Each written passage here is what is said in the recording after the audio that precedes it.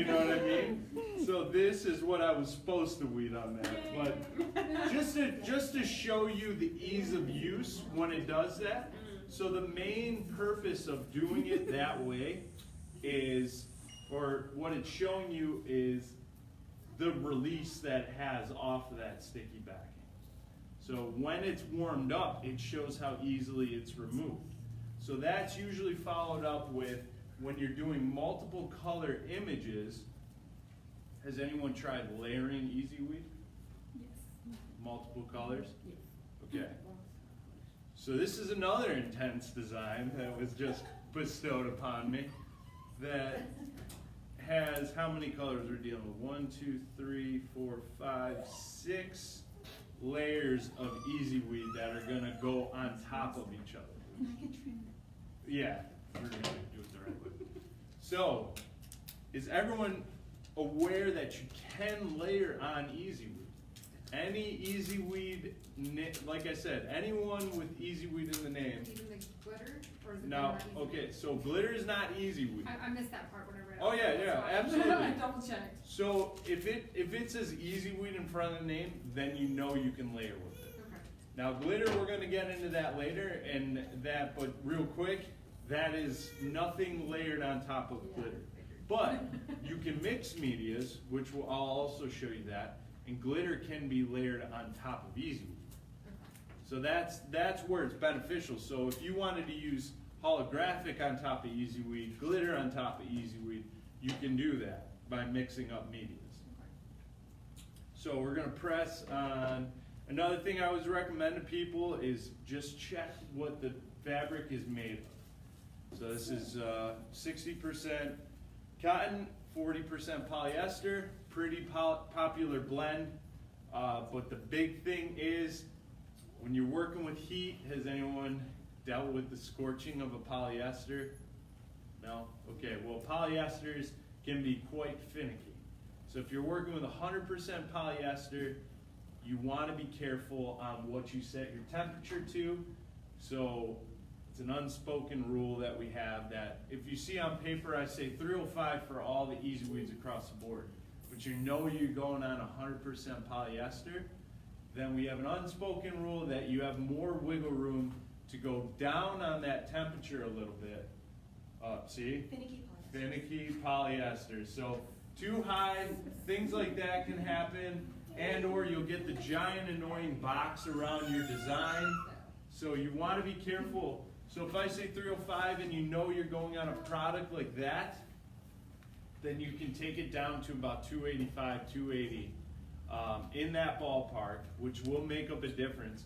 But the thing you want to remember is you want to compensate for that loss of temperature by increasing your dwell time. So if I say 305 for 10 to 15 seconds, you go to 285, it's going to be 15 to 20 seconds. Does that make sense? Okay. Do you recommend pre-washing? If it's for you, that's fine, but normally you wouldn't pre-wash a shirt you'd give to a customer. So that's where you're also going to have to determine, like if it's just something you're doing for yourself, you can, there's no harm in it. Number one, do not ever use liquid fabric softener. So even if you've used liquid fabric softener, because another thing people are like, well, I might have a blank shirt that I've washed 1,000,000 times in my dresser and I want to decorate it. But if you use the liquid fabric softener on it at any point, you've basically coated all the fibers that nothing's going to successfully bond to it. So if you do go that route, then absolutely that's fine. Just wash it like normal and you can press on it. Now, if it... Okay, so you're talking about doing that pre-application, correct? I'm like sorry? The fabric softener issue. Either. So after you've already put the stuff on it, don't use liquid fabric softener? Liquid fabric softener, yeah. Okay. So the question was, should I pre-wash my garment before I press on it? If you're selling it to a customer, you normally never wash something you're going to give to the customer. But if it's something for yourself, you can do that absolutely. Like there's nothing wrong with it. The issue just comes down to using a liquid fabric softener, which actually ends up coating your whole garment, which doesn't allow the adhesive to properly bond to that fabric. So, well, our question is like, cause a lot of stuff we do for the baby, for us or whatever, is after we've already applied it and we're washing it and, you know, and drying it and all that stuff, should we not use fabric softener at that time is really what our question was. Like After after already- application. No, after- yeah, after- you can use fabric softener sheets, But not liquid. That's the key. Okay. So the key there is that it's not liquid fabric softener.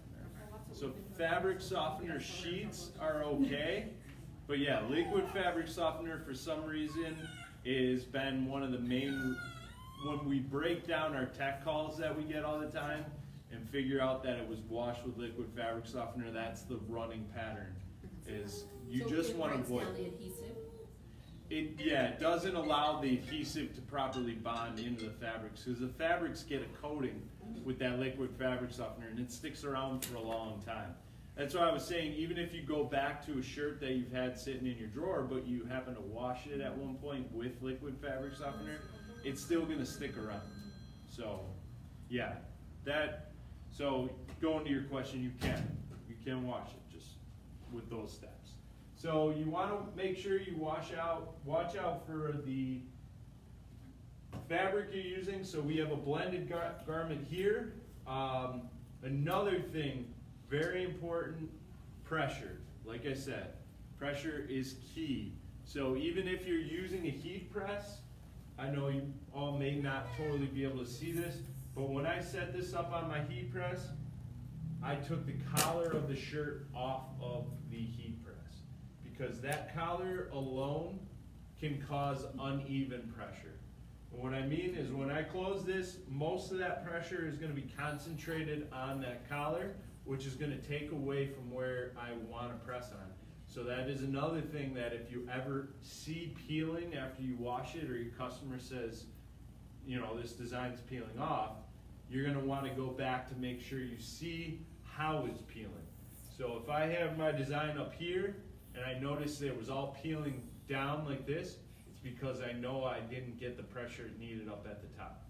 That's another good way to tell, and an indicator as to which way it's peeling and what the cause of that could be. So between the collar of the shirt, the seams of the sleeves, and if you have buttons or a pocket or something like that, all that is gonna cause uneven pressure. So you wanna make sure that you have it set up properly on your heat press. So even if you have, like, you know, if you did a polo shirt and you wanted a left chest design, if you set that up, there's no way you're gonna avoid not getting the buttons in the way. So we also have helpful tools that you can get. It's called heat press pillows. I talk about them all the time, and they're just Teflon coated, or they have the cover sheet coating around it, and it's just a squishy foam in the center of it.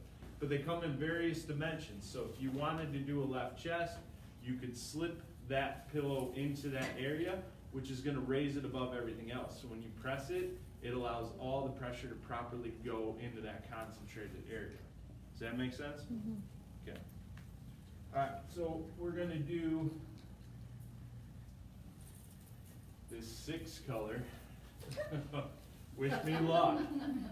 So the first step, I always tell people, I'm at 310 right now, and I want to gauge my pressure with the garment on the press.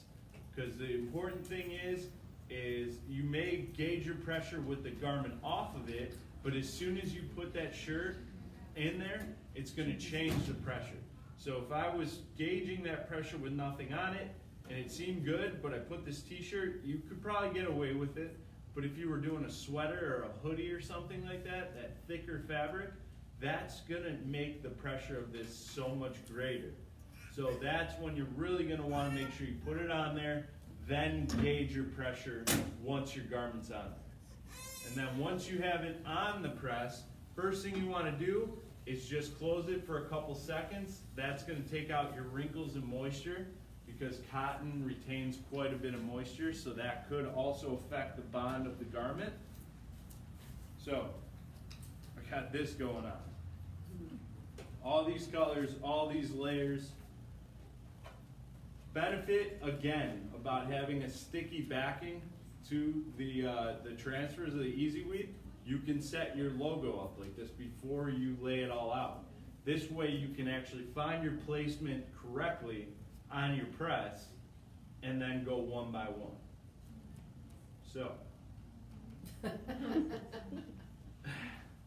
okay, so I'm gonna line this up where I want it, and now, where do you think everyone makes that big mistake? Press it without peeling the layers off. They forget to peel the rest of the layers off. So now, you have to make sure you go back, peel each carrier off. You can keep it all together, and then just keep going back.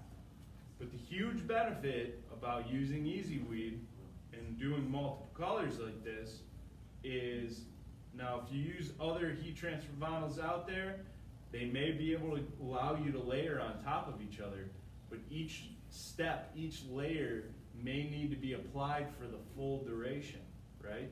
So if you did a 3 color, I'm gonna do a 6 color here, but if you did 3 colors and you get that top, have you ever dealt with it not lining up correctly? Like where you go to line up that next one and you're like, well, this doesn't look right. Well, what happens? It shrunk. It's just like throwing a cotton t-shirt into your dryer, right? So when you do that and you pull it out and that shirt's a little bit smaller, it's because the heat shrunk it up. Here, we're doing the same thing essentially. The high heat is gonna shrink that garment. But with the Easyweed line, 1 second tack. So that's all it takes, 1 second. Good pressure, layering it, 1 second, just tacked it down there. Now that's not done, obviously. I mean, I wouldn't want the feet of this design as my, you know, I gotta keep going, we're gonna keep going. So now, I can go back, get my next layer, do the same exact thing, and just keep following those same steps. So now, second layer, 1 second. So now, Now you overlap it? and I'm layering right on top of it. Okay, Yep. I mean, So- it overlaps, each layer overlaps a little bit. Exactly, So you don't and, get that. and I'm going over quite a bit on each one. So that's the other thing. If you wanted to go directly on top of each other, this one's actually going half and half, kind of on the garment, over the other layer before it. So you have that option. It depends on how you set up your artwork, but yeah, you can definitely lay it up, line it up on top of one another, or keep it all onto the fabric. But I notice you're not using, like, I use parchment paper at home or Teflon paper. You're not using that. What is that for a reason? I don't no, know. I get called out for that all the time because in my videos, and for the most part, I'll tell you to use a cover sheet. Oh, okay. And it's mostly for those that, okay, well, not all heat presses have a non-stick upper platen. Oh. Now I know this one does. I just also took a risk too because I know this heat press is probably used for sublimation and things containing inks. Another reason you want to be careful about that too is if you did use it for sublimation and if any of that sublimation ink got out of the transfer and went onto that upper platen, it's going to lay there dormant until the next time you turn it back on, and if you press it on your next garment, it's dyeing your next garment, right? So the cover sheet is not only to protect it from the upper platen, but it's to protect anything else that may be up there. Sorry, I didn't mean to call you out. No, I just yeah, thought maybe no. I was doing I something get called out all the unnecessary. time. 'Cause Sorry. Like I said, I make the videos and I tell them all to always use a cover sheet, and actually in the videos I don't even use a cover sheet, and they're like, what? Why is he not using the cover sheet? So, like I said, it's up to you to find out with your heat press, do you have a non-stick upper platen? And if you do, then you really don't need a cover sheet. And you can use parchment paper, and that's another thing to remember. So if you use a cover sheet that has the Teflon, oh, this is a pressing pillow, by the way. But basically, there's cover sheets that are made of this material that's on this pressing pillow. And another thing to remember, a good way to tell, because I get this question all the time, good way to tell between Easyweed and Easyweed Stretch. They're very familiar or similar in colors, but a big telltale sign is that Easyweed is kind of a semi-gloss finish, and Easyweed Stretch is more of a matte finish. So that is a way to tell. But say I was doing this project all with Easyweed Stretch, and I used one of these types of cover sheets that has that shiny finish. If I laid this on top of that right there, that was Easyweed Stretch, I'd cause it to become semi-gloss. So if you didn't want that, parchment paper is the way to go. That'll keep your design matte in the way it's supposed to look. So I actually always kind of do recommend using parchment paper anyways. But yeah, that's a good question. So we're just cruising along. So far, I'm on my 4th color. We are 4 seconds into it. And that's the other thing is people are like, well, you stopped for a second. Do you need to stop to let it go? No. Once you go, you can just keep cruising along on it. You can if you want to. If you wanted to go back to it later on, you have that ability to do that with Easyweed.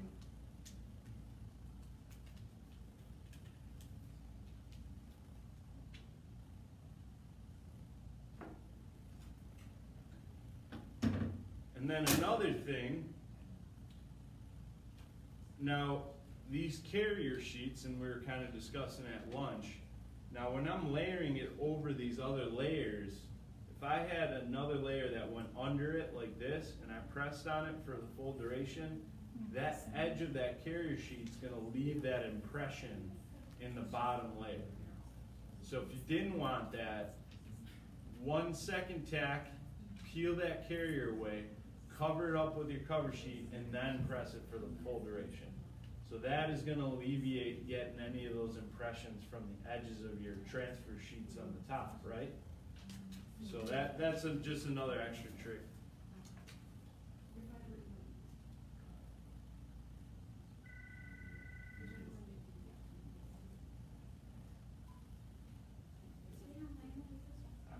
Is this right?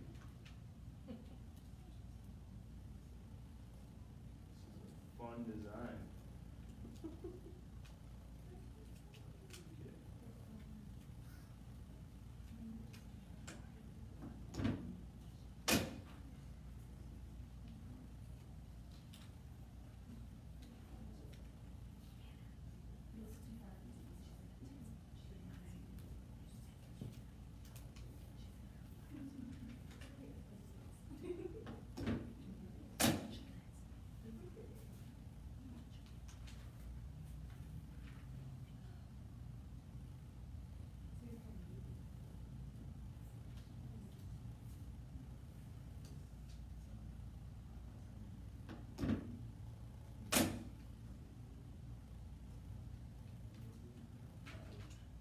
Layer, and again, this is my last layer, and I could press it for the full time, but that carrier sheet's going over a couple different colors.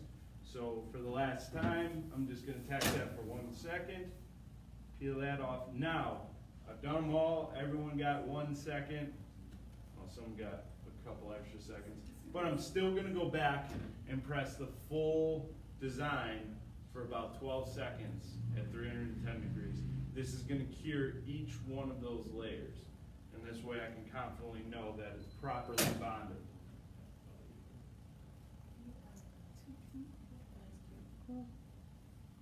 Cool? Kind of did that right? How many times have you burnt your knuckles? In an embarrassing amount. Yeah.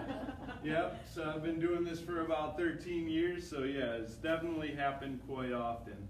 But yeah, if you guys want to check it out, feel out that many layers on top of each other.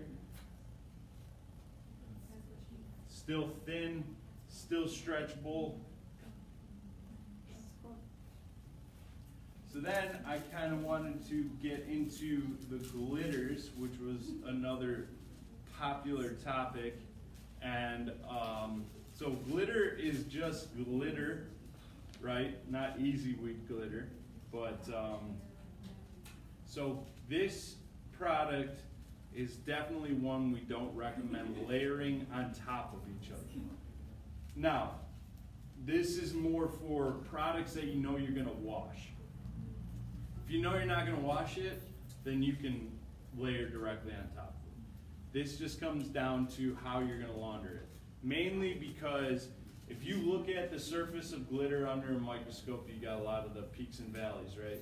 So when you layer that top layer on top of it, there's still a way for water to get in between, and that's where the dangerous part is. So when water gets in between there and you dry it, it's gonna cause that adhesive to dry up and then eventually peel off of that bottom layer.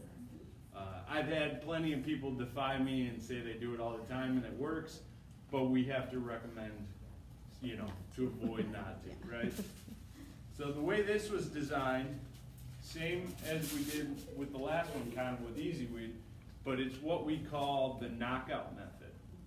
So this is, when applied, it's gonna give the illusion that they're both layered on top of each other, but they're actually on the garment. So press this. And now glitter has a sticky backing too. And people ask, can you do what I showed you with the heat press trick earlier when you're weeding? And you can if you want to. I would just say be careful on your cut, only because since glitter has that rough surface, if it starts peeling off of the carrier sheet, it gets a little bit more difficult to stick back down. So if your cut isn't good enough, then I wouldn't suggest using the heat press. But if you know you have a good cut, then you can do that to speed up your process.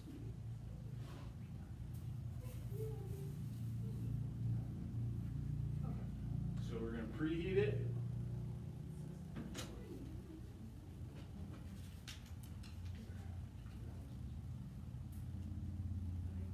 I'm going to do this sideways. Now, when you do this, again, since it has a sticky backing, if you want to see how it lines up, you can use that to your advantage to make it one design, one transfer. This way you can find your placement when you lay it down, keep it together.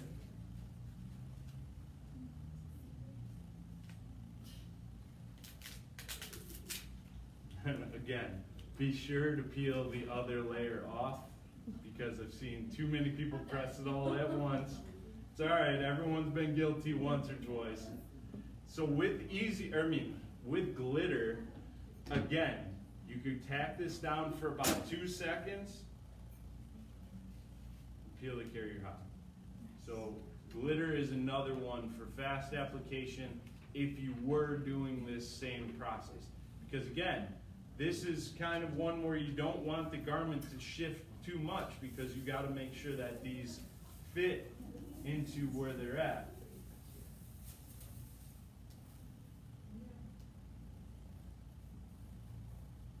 So now that I have that on there where I want, I can go back and press it for the full 10 to 12 seconds. So that's going to cure that top and bottom. And with glitter, if that carrier sheet's over the bottom layer, it's not going to leave that impression the way it would with Easyweed. Peel. What do you think? Pretty cool. So it gives the illusion that it's layered on each other. And then another thing you can do in the art setup side is, even if you wanted to shift it a little bit to give yourself a little space in between there and shift the letters over, the color of the shirt peering through also gives your design a 3-color design without you having to use 3 colors. So you can use that to your advantage as well. That's up to how art savvy you want to be on your setup. So check that out. Any questions on that process? The heat press isn't damaged, like when you don't put a carrier sheet, like earlier when you were just layering, you didn't put like a carrier sheet over it. The cover sheet? Yeah, like no, because the, well, that's where you're going to want to know what type of heat press you're working with. I just thought like the heat would mess it up. No, no. So this heat press right here, and the one I use in my videos, like the red press I use there, they have a non-stick coating on the upper platen. So it's made so that the materials don't melt to it. But now there are a lot of heat presses out there, and you want to be careful, that are just the straight metal. So if you did do that same process, that there is a potential for it to melt up and stick to the upper platen, but this one, I don't have to worry about it.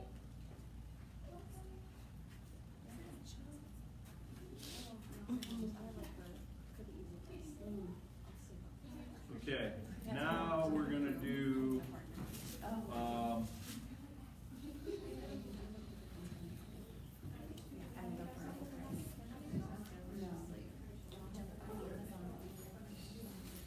now we're gonna mix some medias. So I have this 3-color design here with Easyweed and 2 glitter colors. So the way this was designed is that the outside glitter transfer is gonna give that dimensional, what I said, like the faux embroidery look, but with glitter. And it's gonna be layered both on the Easyweed and on the garment, but then the white, or the red glitter is gonna go directly on top of the Easyweed. So that is where you can mix the medias, that's okay. So with, normally I would suggest with something like this, where I know that this is a sublimated fabric, this real quickly to look out for, to tell whether or not it's a sublimated fabric is if the outside doesn't match what's on the inside, then it's sublimated. Now sublimation, again with polyester, but what happens in high heat, if you use a white transfer like I have here, the heat will cause those inks that were sublimated on this polyester to reactivate. So what happens is they start turning back into basically smoke, and then they want to start going through the material. So how many people have seen a red shirt with a white transfer that looks pink? Probably seen that, right? It could be either a vinyl, it could be screen print inks. Now that is caused because the dye of that polyester shirt was trying to escape through that transfer. So it's about 280 degrees is where it starts activating this. We're at 310. So there may be a good chance that it might bleed through this white, but if you were in a perfect world and you already knew this setting it up, you would want to drop your temperature down quite a bit, right? We also have another Easyweed line called Easyweed Sub Block. And now this is more important for lighter colored fabrics. Now that was the last video I posted, and it was on the Easyweed Sub Block that we have that it is a white product only, and it's cuttable just like all the other Easyweeds, but you can heat apply it all the way down at 265. So at 265, very low heat application for about 15 seconds, and it's also formulated with a dye migration blocker in it. So that right there is what I would recommend if you knew you were going on working with a white on a polyester, especially a sublimated polyester. Those are usually like the worst to deal with. So, but we're gonna go for it. It was called Easyweed Sub Block. Sub block, yep. So again, I had to adjust my pressure with the garment on there, or the koozie on there. So when we're mixing medias, I'm going to start with the thinnest first. Now does that make sense? So I have an Easyweed to a glitter. Now I'm saying to start with the thinnest product first, because the reason why, as you get into the thicker fabrics, it starts taking the pressure from the heat press and putting more of the pressure onto the thicker fabric than the thinner one.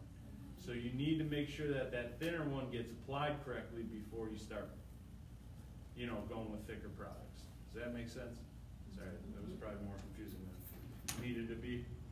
So I'm going to tack that down, peel it hot, lay my glitter piece. Again, tack it for a couple seconds.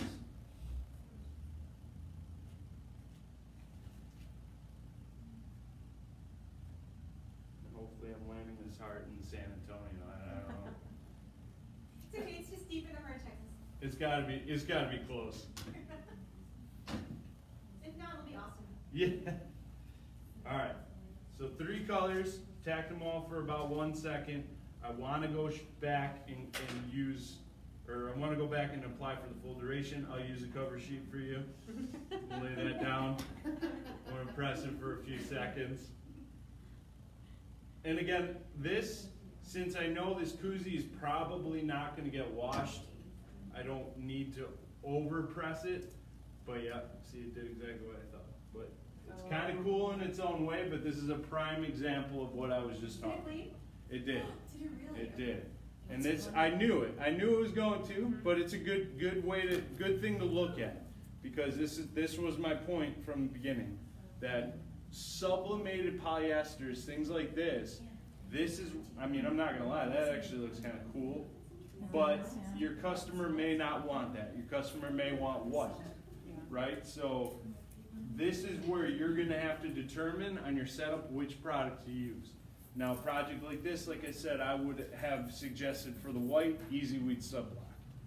That's gonna be applied at 265, and then you could have still applied the rest of the glitters at 265, because this isn't gonna be pressed Is or that washed. for any fabric then? What's that? The sub-block can be for anything? It can, but it's mainly recommended for polyesters, Okay. for sublimated polyesters.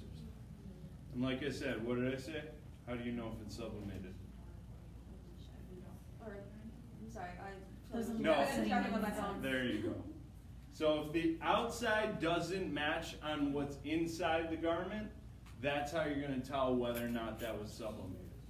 Most of the time, it used to be, you would see white on the inside, because it would be a white polyester, and then you would have the design, the sublimation on the outside. Like those crazy like baseball jerseys with the digi camo, which are crazy popular, but those are all sublimated. So those Anna are wants where to you want. show you hers. She made some a few weeks ago. Okay. Oh, last night. Okay. Can you see it? Yeah. As much as the Texas? No. But Because this is a it's lot smaller print. smaller print.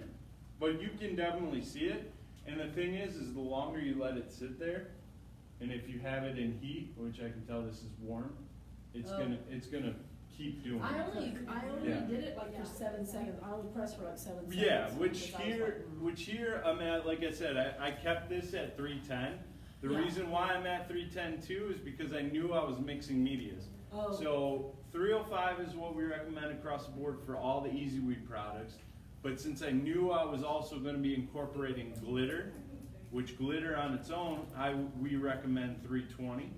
So this is another talking point, is people when you're mixing medias, I've had customers press at 305 for the Easyweed, change the temperature on their heat press to go up to 320, wait to press their glitter. You don't need to do that. You can split the difference. So if we say 320 for glitter and 305 for Easyweed, set it at 310, 312, and you can press both. That's fine. So that's why I'm at 310 right now, which is pretty high for what I just pressed that sublimation print on, but it was also to show you what you may run into. So normally if it was just that white, just that Easyweed, and say you didn't have Easyweed Sub Block on hand, I would have brought that down to like 270 and then pressed it for like 10 to 12 seconds. That would alleviate a little bit. But the Easyweed Sub Block is actually formulated with a blocking agent in it. So it's already got that and the low temperature application. It's gonna make it look prime and pristine. So, also, don't stack sublimated garments on top of each other when they're done. That's another thing to remember. So if you're pressing a bunch of sublimated polyesters, and then when you're done you lay it, you go to the next one, you lay it right on top of that white one, that polyester is still vulnerable, and what it's going to do is dye the surface of that transfer. Does that make sense? Like when you lay it on top, like the polyester from the back of the shirt you lay on the top is going to dye the top. Oh, I see. You know what I mean? Yes. So that's where you wanna be careful on how you're preserving them, and you wanna wait 24 hours before you wash it too. So, and always hang dry it when it comes to those fabrics. When you're working with those dye sublimation garments, yeah, Oh, okay. yep. So, any questions on that? Okay, so next we're gonna do a pretty popular thing with these foils. Everyone familiar with these types of foils? No, but I'm excited to. Yeah, these are kind of the popular thing. These have been going up for a while. So these are what in the industry were known as screen print foils. So these come in all sorts of different colors, patterns. Melissa will hook you up with everything they have Like here. 9 or 12, I don't know. Yeah, right? They have so many different styles to them, but they do not contain an adhesive. So you need a way to get the foil to the garment, and that's where Siser, we just came in with our adhesive. So we have what we call our Easyweed Adhesive, which is this, basically it's a glue, it's transparent vinyl. Now we say screen print adhesive because back in the day, and they still kind of do, they use screen print inks as the adhesive, but ours is a cuttable vinyl. It's clear. It has multiple purposes outside of this. If you're in the embroidery world, people use this to bond fabrics together, right? So bond fabrics, and then patches. So if you have patches and you want to have them stick to the garment, hats, stuff like that, I've seen people use this. It's both sides. Like, so I know it's on a carrier sheet, but both sides are a glue. So, so you're gonna set your design up on your vinyl cutter, just like Easyweed. Cut it in reverse, weed it out. It's a lot nicer to weed on a dark surface, so you can actually see the cut line. Don't weed on white or something that is gonna make it impossible.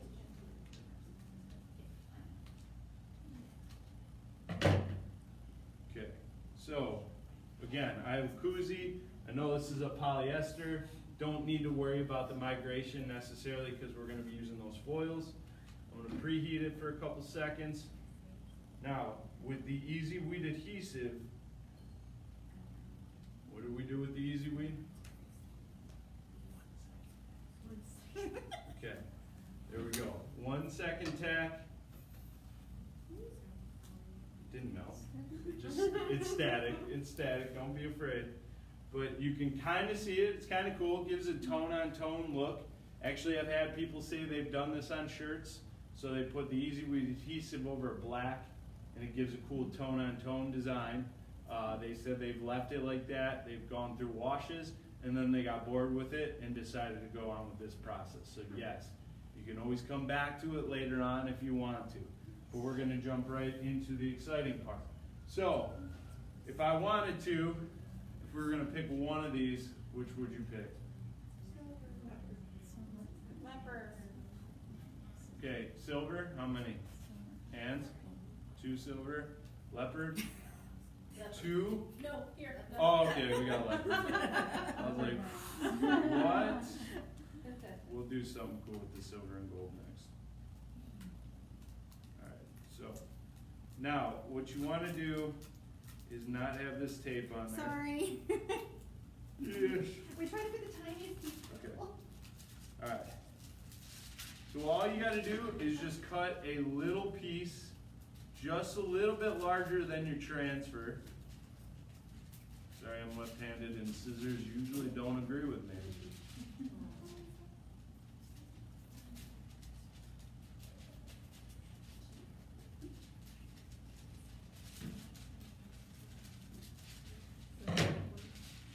Alright. So you're gonna cut your piece a little bit larger than your Easyweed adhesive transfer. Now, I know naturally you'd probably want to lay this down with the leopard onto it, but you actually lay with the leopard or the pattern facing up. The doll side goes down onto the adhesive. So it doesn't matter where you lay it, as long as it's over the adhesive is all you have to concern yourself with. Now, we're good there. I'm gonna press it for the 12 seconds. Does it need a Teflon? You can. Does it give it a little bit of texture though when you do? No. Because right now we're just over the material itself, so it's not gonna make much of a difference. But now with this process, you wanna make sure you wait till it's bitter cold to peel it. Because what happens is with that adhesive, it's still becoming a liquid, or it's still a liquid. So if you peel it too quickly, it doesn't give it enough time to grip to the foil. So with it cooling down, when it solidifies, it's gonna grip to the foil a lot nicer, and then, there we go. Pretty sweet, right? That's a lot of action. Check it out. You can only use certain types of foil, right? Because is it heat activated or? So these types of foil are what you'd want to use for this process. They don't have an adhesive on the back. Oh, okay. So now there's other foils. Now we have other heat transfer vinyls that look like foils, but they are a one and done step. You cut it, they already have the adhesive on it, and then you heat apply it. Now this process here, it's great. It's been super popular, but the one thing is it can be quite volatile when washed. So this is kind of more of a process that I would recommend on things that are more promotional or you're not going to wash. So like bags and hats and things that you don't typically wash on a daily basis. Now if you put that on a shirt, you can wash it. It's great. The results may vary. Ideally, again, washing it inside out, cold water, and never throw it in the dryer. Always hang dry. And that may make it last a little bit longer. So that is, this has been quite popular. And another thing to remember is, I know this is kind of a weird piece, but even if you had a little design that you wanted this on that would cover this, save this. This is not waste if you knew that you would be able to use it for later. You can actually utilize quite a bit out of a sheet like this for projects like that. So on the other side of that koozie, if you don't mind. Can I ask you a question? Yeah. You were like about the tape on there, so how would you recommend storing that? Don't tape it? Yeah, I don't know, that's a We tough tape one. it for ease of selling. Yeah, no, They curl it's up. cool. Yeah, but I- how would you store it at home, not here in the store? Yeah, I would probably lay it flat. But I don't really know. I keep all mine on the core still. Might be able to, I was I gonna say, keep you it might on be the able to core. keep it rolled, but put Yeah. it like in a tube, like Yeah. a toilet paper tube or a paper towel tube or Yeah, something. like a paper Just kinda towel set it in tube. that. Like Yeah. that to the, whatever the outside, that's smart. I would keep it on a core. That's what I'm used to, but I know not everyone has access to a core all the time. Yeah. But yeah, same with any of your sheets of Easyweed 2 or any of your heat transfer vinyls.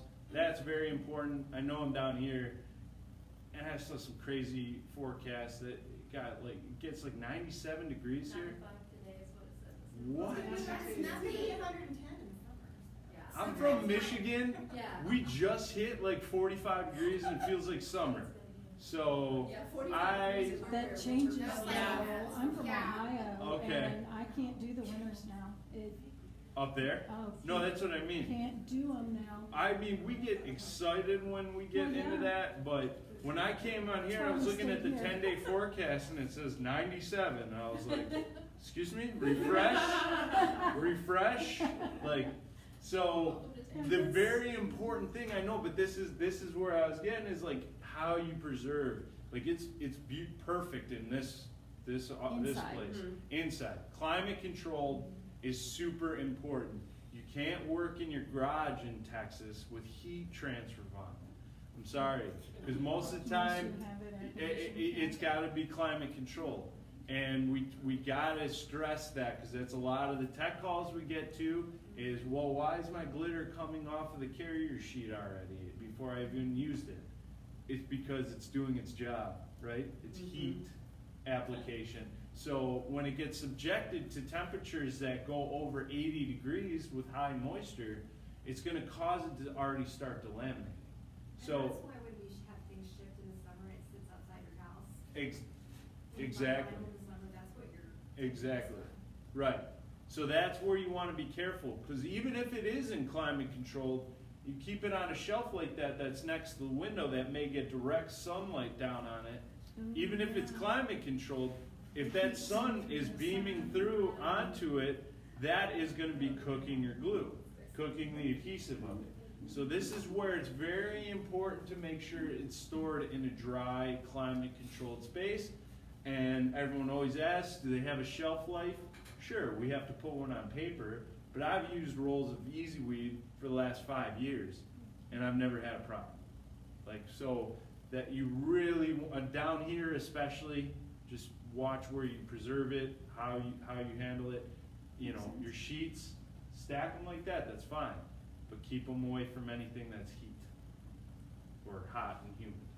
So, okay, now we're gonna go, I'm gonna show you another popular thing that people like to do with these foils. And I'm gonna show you two colors, gold and silver. Now there's a lot you can do with it. This is just kind of a fun little project, experiment with them.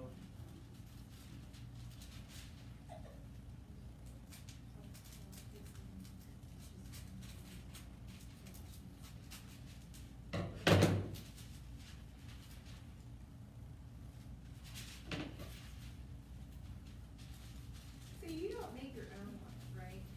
What's Textile that? oil? No, we didn't get into this so much. So we have a lot of people ask if they can use the mink foil. Use the what? The mink foil from Michaels. I've always said, I don't know. I don't know either. It's made for paper products, Okay, paper, okay. thermal. That may have to be an experimental thing. I'd give it a shot just to see. So, again, we're gonna start with our Easyweed adhesive piece. Do what we did last time. Lay it down, and what are we gonna do? 1 second. 1 second. Static. We're good. We're good. Or cover sheet, you know what I mean. So, now we're on there. Now this is where it's kind of fun. I'm going to show you what we call the distressed look. Now you can either decide to start with, what do you want the predominant color to be? Gold or silver? Silver. Okay. So what you're going to start with is you're going to take the color you kind of want most of, and you're going to crumple it up. So you're going to take this, wrinkle it up, kind of break up that backing of the foil piece. And if you can see, it kind of gives that crazy distressed look. Now you're going to lay that over your adhesive piece and press this for the full 12 seconds. Now will it stick underneath? What's that? Because you don't have a carrier underneath on the other side of the koozie, where the other, is it gonna stick? Oh, no. It's on there. The foil's blocking over where the adhesive is. Joe, can we take a picture with Carol and our winner really fast? Absolutely. We're gonna let this cool down. Absolutely. Sorry. Where would you like to go? Right here? Right here? Sweet. The winner. Yeah, we have lunch today. March Madness contest, woohoo! Yay, thank you. Congratulations. Good. Yeah. Thank you. It was nice It meeting was you. very Thank nice you. I'm to sorry, meet I you. have to go pick up my girls. Oh, no worries. No Sorry. worries. Thank you. Thank you all so much. It was so nice meeting everyone. Thank you. Yeah. Thank you again. What's that, Barker? I hope you learned some. I did. I'll be tuning in regularly now. Thank I learned you. a lot today. Thank you. Appreciate that. Thank you. Bye. So here's the big first step, and now it's kind of distressed, it's kind of broken up. I know it's hard to tell, but really what it is next, you're gonna take your second piece of your foil, different color, and not do what I did the first time, and just lay it over that first layer. Now we're gonna press it for another 12 seconds. Anticipation is killing me. And again, wait till it's cold. Could you do 2 koozies at a time, or no? Oh yeah, you could utilize as much surface space as you have. Oh, And there you go. Oh my gosh, What do you think of that? that's cool. Pretty sweet, right? It stays on even if you wash it? Oh yeah, it's gonna, so distressing it, you see how it kind of opened up the spaces for the gold to fit into the silver.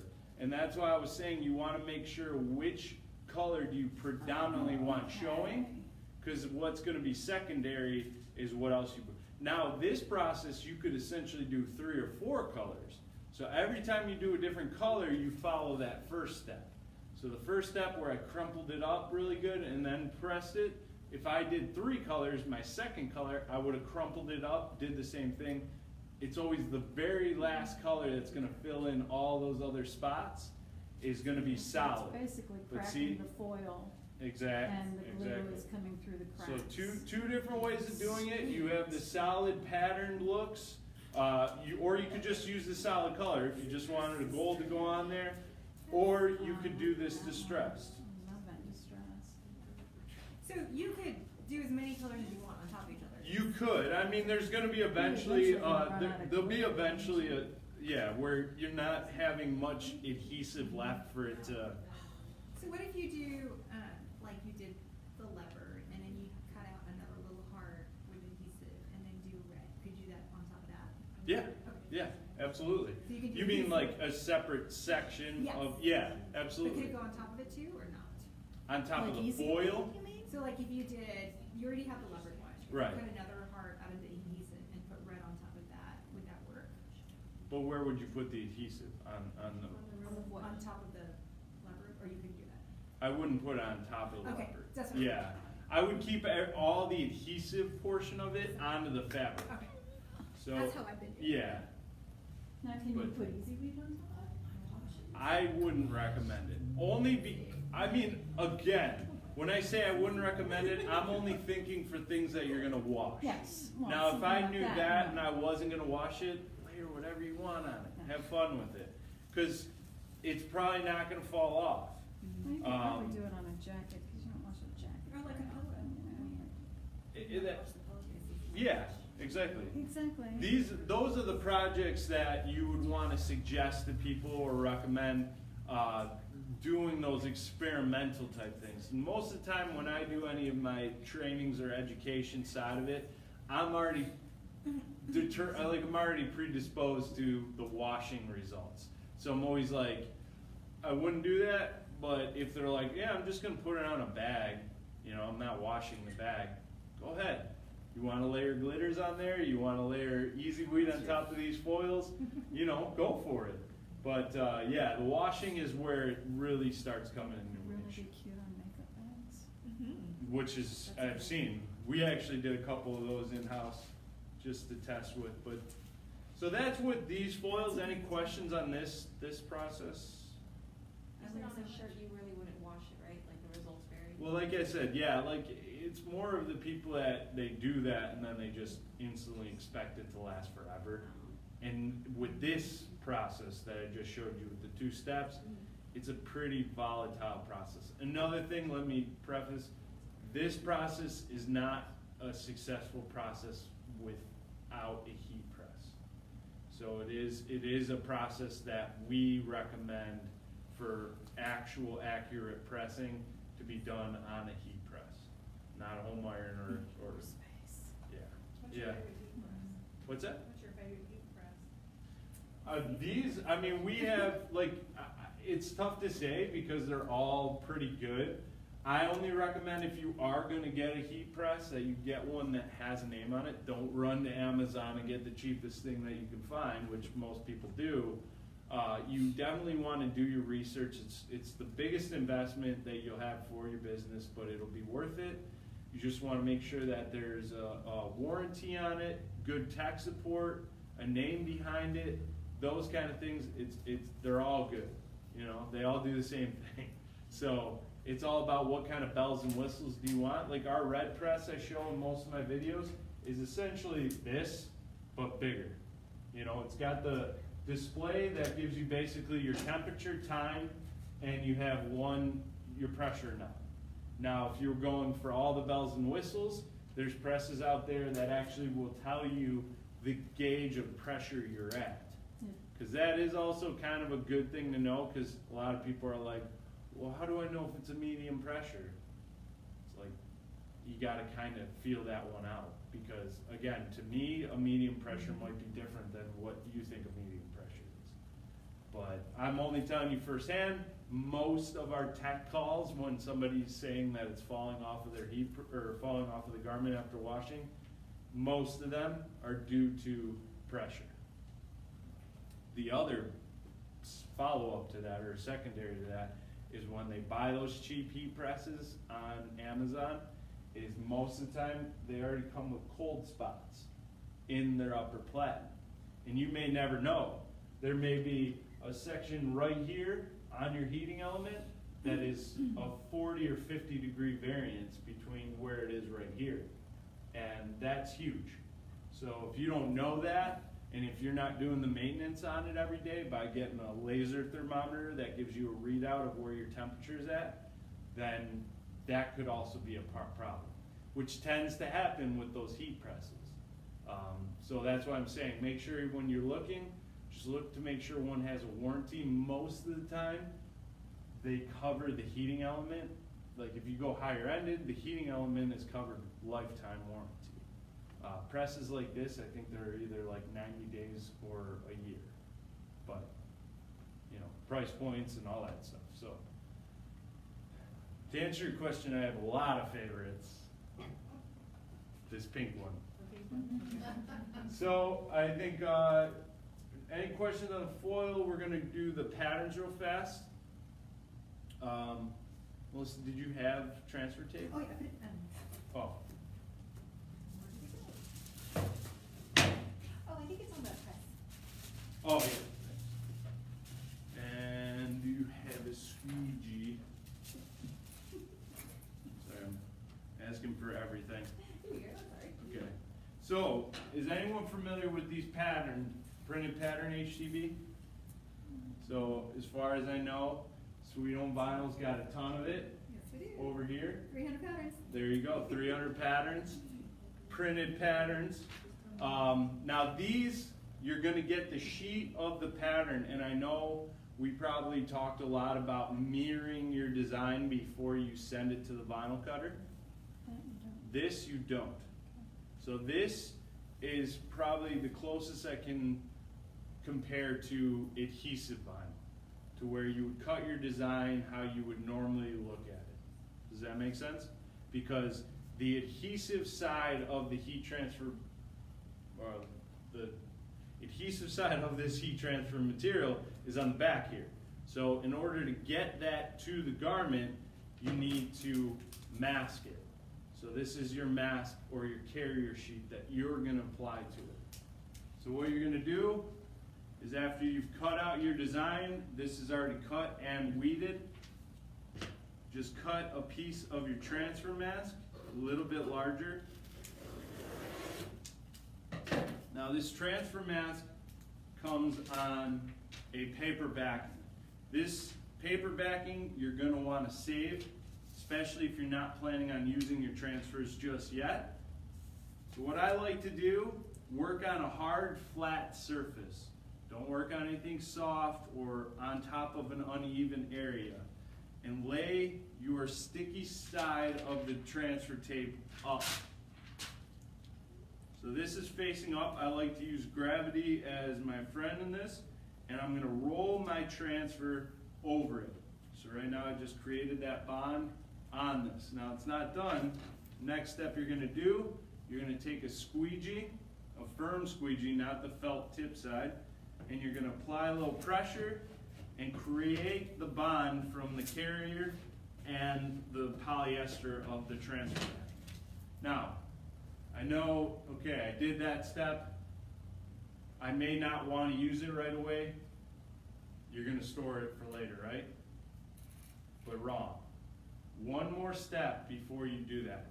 You want to make sure you peel this backing off before. Because if I did that and I left this on there and I set it aside later, it'd be almost impossible to remove this later on. So always, if you do that step and you don't want to use it right away, that's why I said save your paper backing.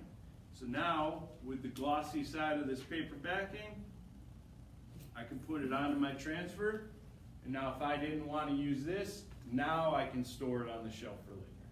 You always want to make sure you do this step before you store it. Make sense? Okay. And then with this, just like all the other ones we've been doing, cut off your transfer.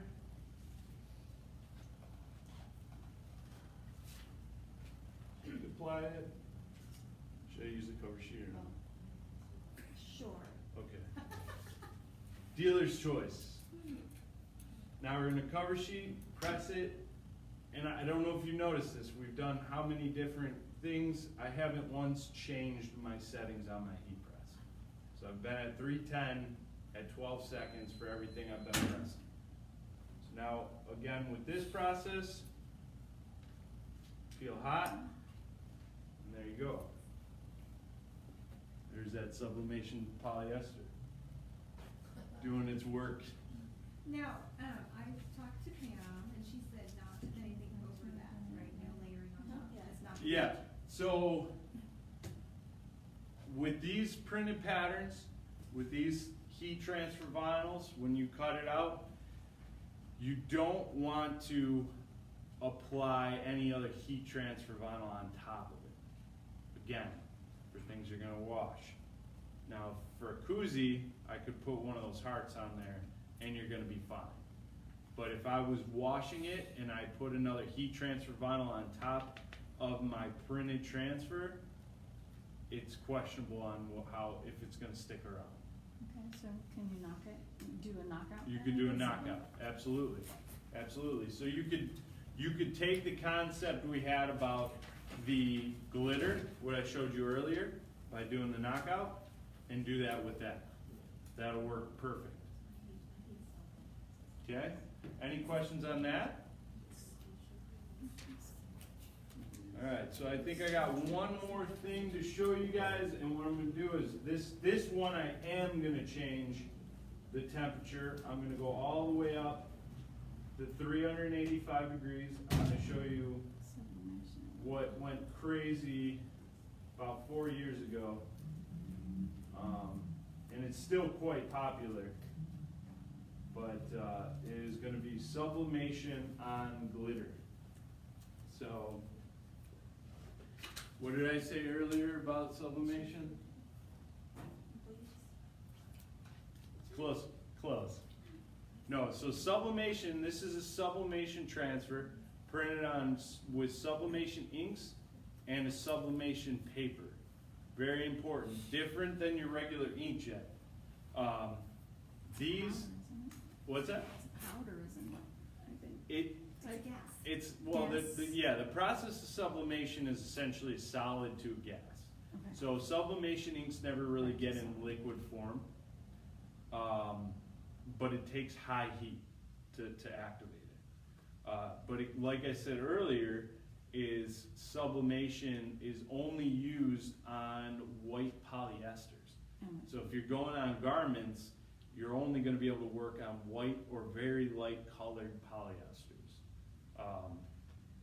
So what we did, we were experimenting with different heat transfer vinyls to be able to sublimate on. Glitter happened to be the only one that worked. It was able to withstand the temperature. So what I just changed my press to is 385 degrees. And normal sublimation is done around 400 degrees for about a minute. That is really long for our heat transfer vinyls. Like I said, most of them are 305 degrees for 10 to 15 seconds. So you go longer than that, you're gonna essentially cook everything. So we found a good sweet spot for the glitter and this sublimation process at 385 for 45 seconds.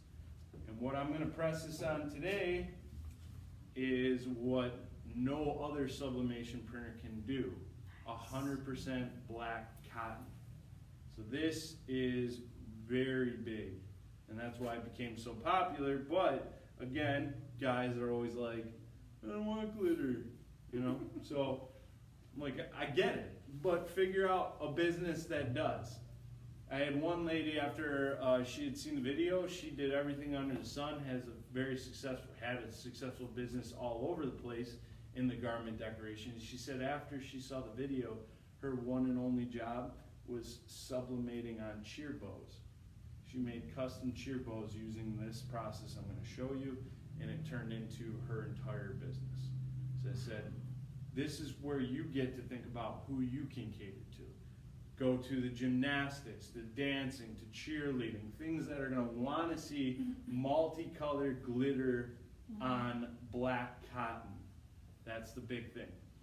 And this is another important thing to remember. I'm going to show you on 100% black cotton because this was the most sought at combination, was black and cotton. But if you had a shirt that was not black, can you do this process? Yes. But you need to know what? There you go. What I said in the beginning, remember when I said look at the fabric, right, of the garment. So first fabric that I picked up was, Polycotton blend. there you go. So there's still polyester in there. Now what is the sublimation grip to? Polyester. So if I was on a polycotton blend and I did this process and the excess got onto the shirt, it's going to stick around to where the polyester's at. So an important thing to know when you do this process is that it is 100% cotton, because it's not going to stay to the fibers of 100% cotton. It'll wash out. The polyester, if there's a little bit of polyester in there, it's going to stick around. Does that make sense? So with this, I mean, the way this transfer is, in the way between this glitter piece and my sublimation transfer, it's made to where I have an extra edge of my glitter piece. This way it's inlaid inside of my glitter piece. Now, if you didn't want that and you wanted to go outside of it, what's good about working on 100% black is if you gave yourself a bleed of any color that went out, it's not going to show up, you're not going to see it, and even if you did, it's 100% cotton. It'll eventually wash out. Does that make sense? Okay. So the inks really they just wash away?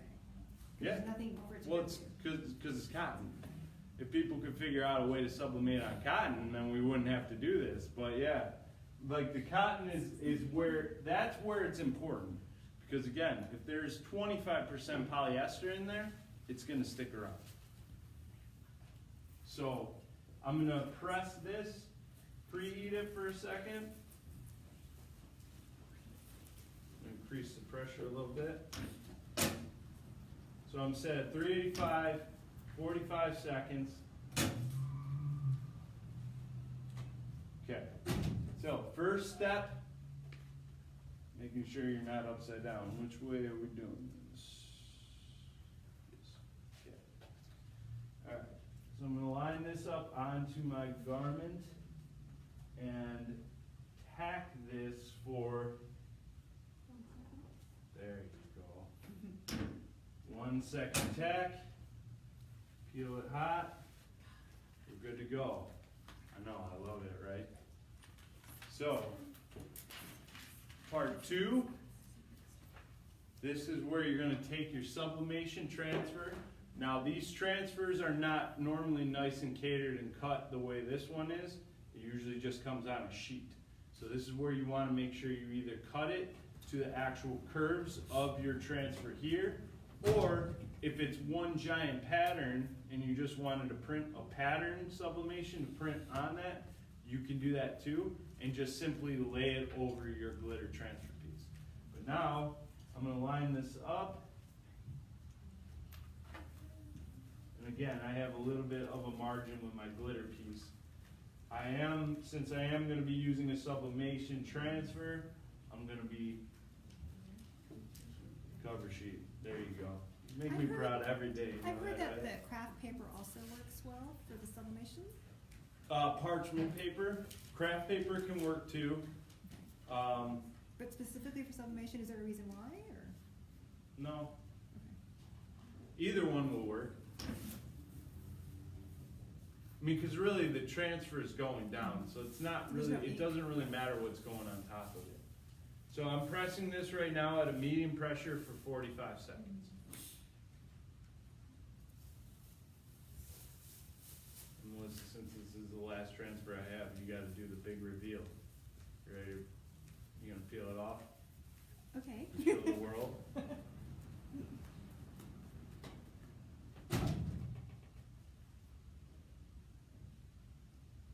So long the process and everything else.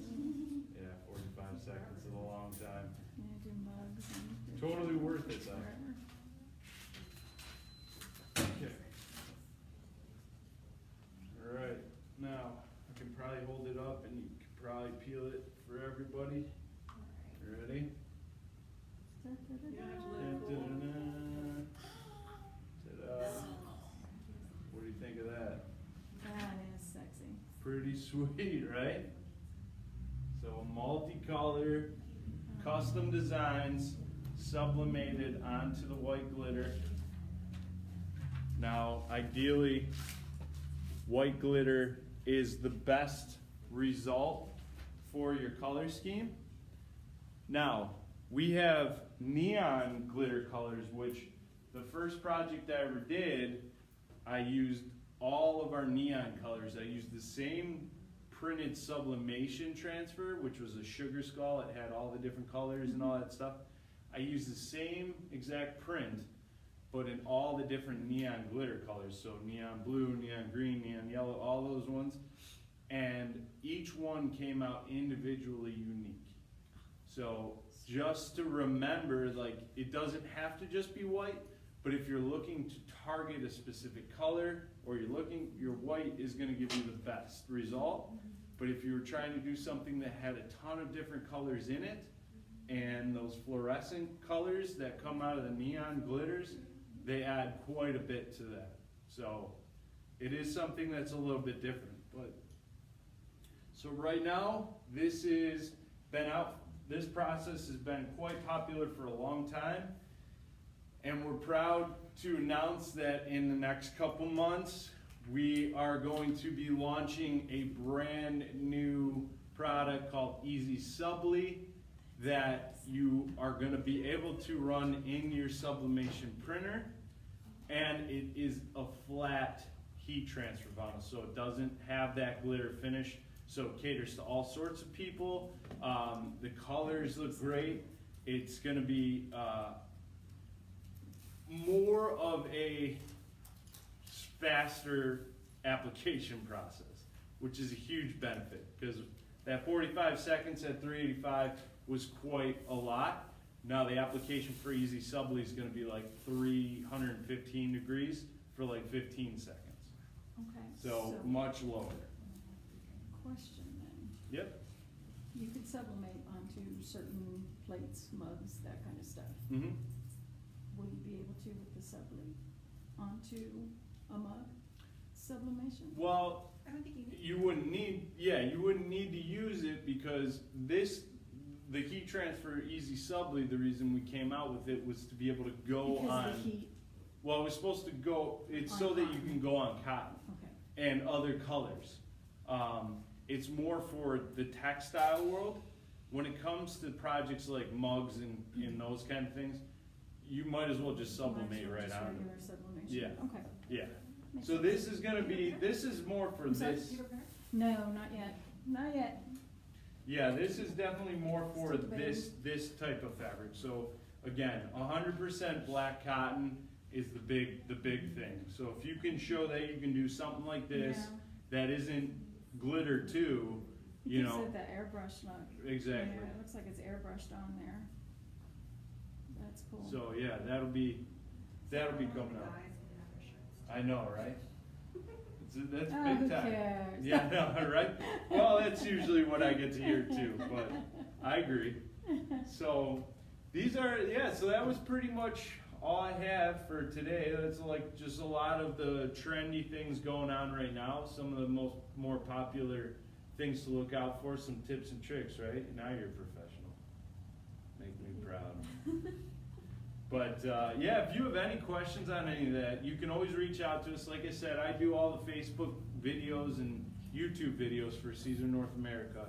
So I have a ton of application videos on our YouTube channel. Obviously, Sweet Home Vinyl is one of our authorized resellers. So to look for any of this stuff, you can always stop on in here. And it's my first time in here. It's pretty fun. And every Sunday we post one of your videos. Oh, really? Sunday. Okay, well then there you go. That's pretty cool. Appreciate it. But yeah. Now, did you cut that one out? Yes. Okay, so how did you get the vinyl cut to the actual sublimation So I size? use Silhouette Studio, and the design was bought on Etsy. You've probably seen it a lot of places. It's pretty Well, popular. yeah. I actually use the offset tool to make a little bit of a bubble Okay. around it. But some people like it to be cut exactly to, you know, Yeah, the see, Cricut contour. doesn't have the offset. And But I like having a little bit of a I like bubble that background, yeah. around it in case I messed up Right. on putting it on. And I Right. did one the other day also that had less of a bubble. And sometimes if you're just a little bit off, you lose a little bit of your design. Right. So. Yeah, if it was something like all the way up to like where the black lettering is, I mean that can get Yeah, tricky. Yeah, the black would get lost on Yeah, there. I mean things Good. like this it's pretty difficult to avoid that. Fortunately, with this color scheme, it works out really well. But normally, I would say if you was going on the outside, to give yourself a thicker bleed. This way, you have a little bit more room. Whether or not if it's tilted a little bit or this or that, because like for me, I'm super OCD when it comes to stuff. So it's like Yeah. if I have a little bit of a white shown through where it's not supposed to, like the white glitter showing, Drives you crazy then when you're I'm ready to just throw it out. I'm done with it. And I also So- picked this design because it had white in it. Yeah, exactly. That's why with this That color looks scheme, really it good. actually looks It really turned out good. real well. So That's exciting. that's been a fun project for a long time, is doing that. But like I said, the neon colors work just as well. We sell Which all is the why neon I need colors, the so actual if you videos. actually have Yeah. some prints you wanna try out, it would be cool to see how they all come out. Right. With different backgrounds. You just need to know, yeah, like anywhere where there's white or negative in your sublimation print is gonna be the color It's of gonna that be glitter. that color on So you it, gotta yes. coordinate, and Yeah. it's also, so say you worked with the neon yellow and you had blue in your design, it's Turn gonna look green. green, right? So it That would be manipulates it. cool, though. It can could be. be. It could be. But if your It customer, could be an you know, absolute disaster. but if your customer is like, I need it to be this color, Yeah. I need it to look like this, then I would always suggest white. Now, this is regular white?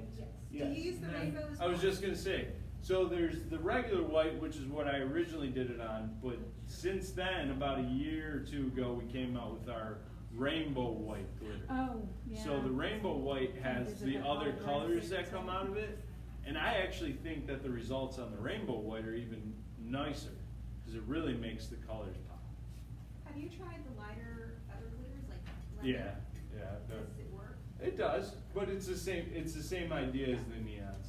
Yeah, any light color glitters, it's gonna do that on.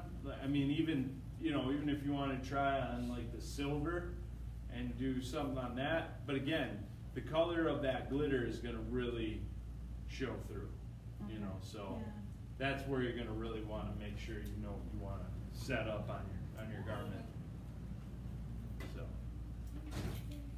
And Sweet. if we take a break and go looking out of metal, could you show us? 'Cause it's the newest thing in our store. sure.